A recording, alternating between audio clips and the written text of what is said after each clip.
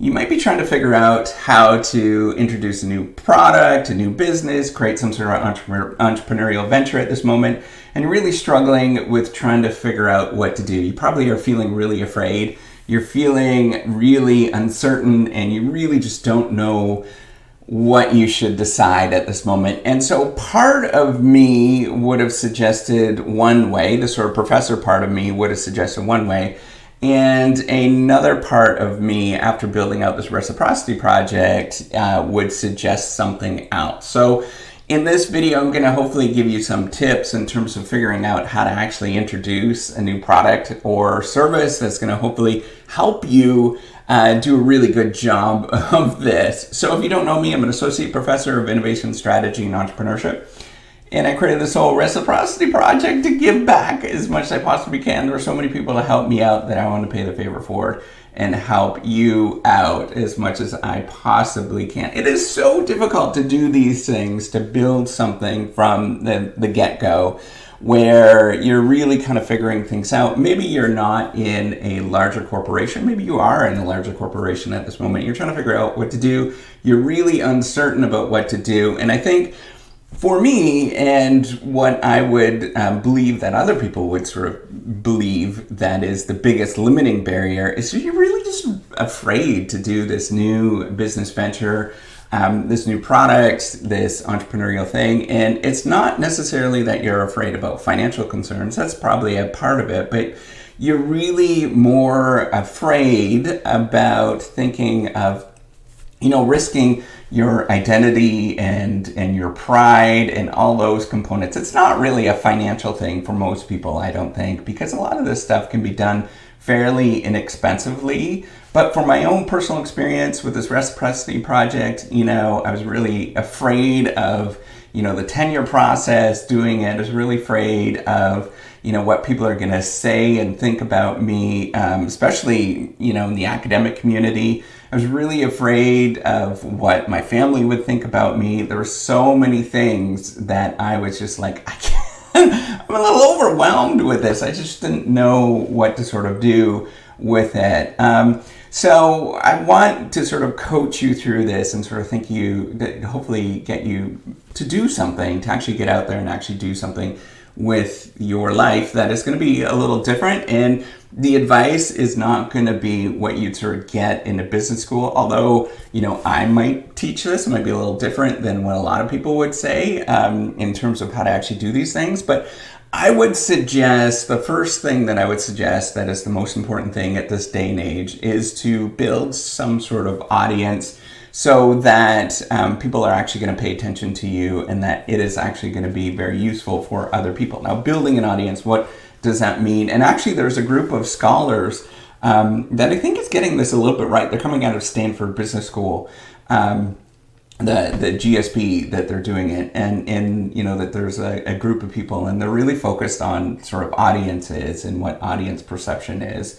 And I think that this is a really important thing in terms of new product development at this moment. So when you introduce a new product, and I don't think it is at all like we think it is, that we actually go and it's a very rigorous sort of process. We have this sort of funnel, innovation funnel. You might have heard of that, where you have all these different ideas and you whittle it down into one single idea and you pick that best idea.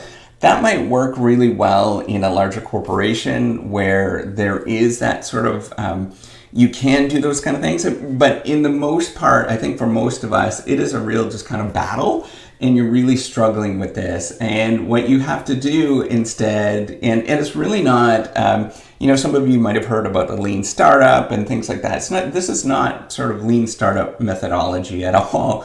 What I would get you to do instead is to just interact with people and see how they respond, however that might be, and think about some way that you can build extensions of yourself. So think about ways that you can actually build something that you're interested in, or that you're sort of creatively goofing off with this particular thing, and it's just really just an extension about who you are as an individual. And it's really just kind of thinking about what can you expand from what you're doing at this moment that will just give you pleasure in some sort of way, and that you're not sort of venturing off into something that's kind of goofy. Because often what ends up happening, and there's some great work coming out of MIT at this moment by Eric von Hippel and his sort of crew, that looks at, a lot of innovation actually happens in the household. It happens from people just goofing around with things and doing things creatively through hobbies and stuff. And that turns into sort of a bigger thing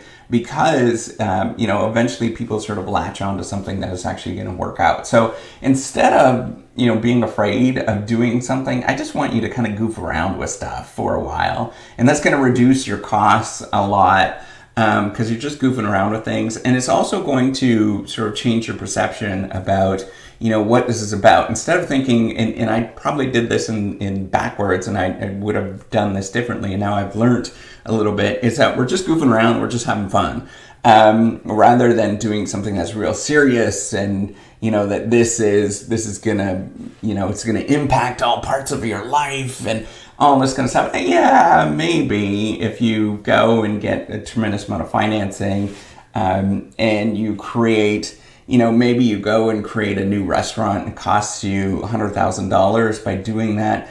That's going to be really daunting. It's going to be really expensive to do that, and you're just going to have a lot of stress. But instead, if you start cooking and you start playing around, and something really is good, and you start going and giving it to people, and they're like, hey, this is pretty good, and then they start like contacting you with different things about cooking that particular thing. If you went it kind of like gradually and eased into it in that sort of way of just playing around with what you're doing, I think it's going to be a lot more successful for you, and it's not really going to be costly in any sort of way. So you got to be, the key thing is you got to be sort of paying attention in that moment, and actually doing things, and just kind of puttering around with things that you actually like, right? So I don't want you to think about going out and, creating something and really going and creating some new innovation, some new business or whatnot. Just putter around.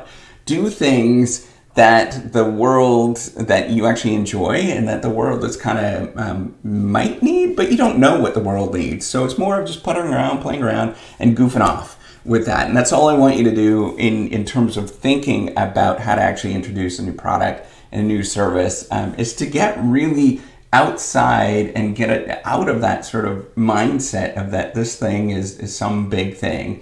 The more that you can sort of play around with stuff, what that's going to do, it is going to reduce tremendously the stress on you.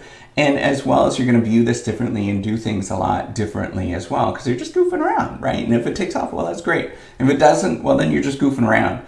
And that's fine as well. So that's the key thing here. And then that's going to have different consequences with how you actually treat this thing. So you probably don't need to worry about anybody stealing your idea at that moment, or stealing your product or anything like that, and going about the sort of patent route. And I'm not a patent lawyer, so, only take my advice as sort of a grain of salt, but really just, goof around and just play around, see if your friends and family and other people are really kind of buying what you're doing. And if it is, then you can sort of leverage it a little bit, and see where it takes you, right? So the key thing is, in terms of not worrying about, people stealing your ideas, is everything's been done before.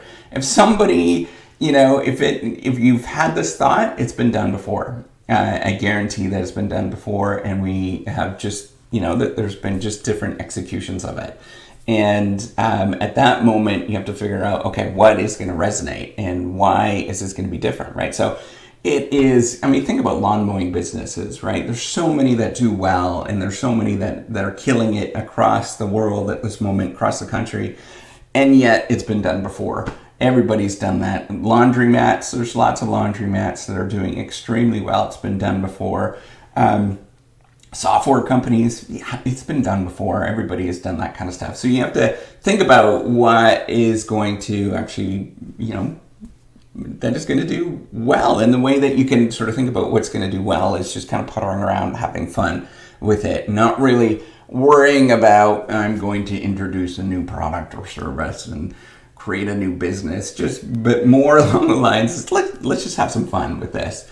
and see what's going to happen, right? And so what that's going to mean, one of the consequences of just kind of having fun and goofing around is that it's going to, what I want you to do is just kind of seek out failure and seek out things that you think are, yeah, that's a terrible idea, but let's try it. Let's go about doing that. So this YouTube channel, really scary, goofy thing, and I thought it was, frightening at the beginning. It still kind of scares me often, but at the same time, it's not all that scary. It's kind of goofy, and I'm just having a good time with this, and I'm trying to be myself, right? And so if you're seeking out failure, you're seeking things that are going to push you, that's going to be okay. And everybody else is going to realize that there's only going to be a few people that are, jerks or whatever that are going to, rain on your parade or whatnot. So just go and play around with it. And if they're the person that actually does that, by the way, it's them. It's not you. Just kind of goof around with this. You're just having a good time.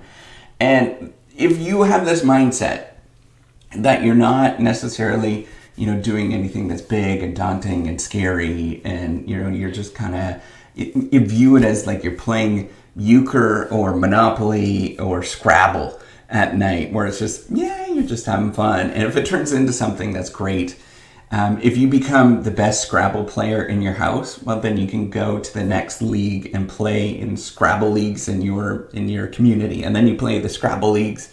You build up that way. You kind of constantly are building up until you become the elite Scrabble player, and then people are paying you to play Scrabble. Hey, I'm not knocking it. I think it's actually a real thing that you could do. So with that, if you are deciding to do a new business, create a new entrepreneurial venture or whatnot, just play around with it. Have a good time. Don't get stressed out about it. Just goof off and see what happens. And if there's something that is going to take off, you'll know. It'll show itself. So that's all I want to say with this video. Hopefully you get something from it, and give me a thumbs up if you like it. Do subscribe to the YouTube channel. Take care and have a wonderful day. Bye.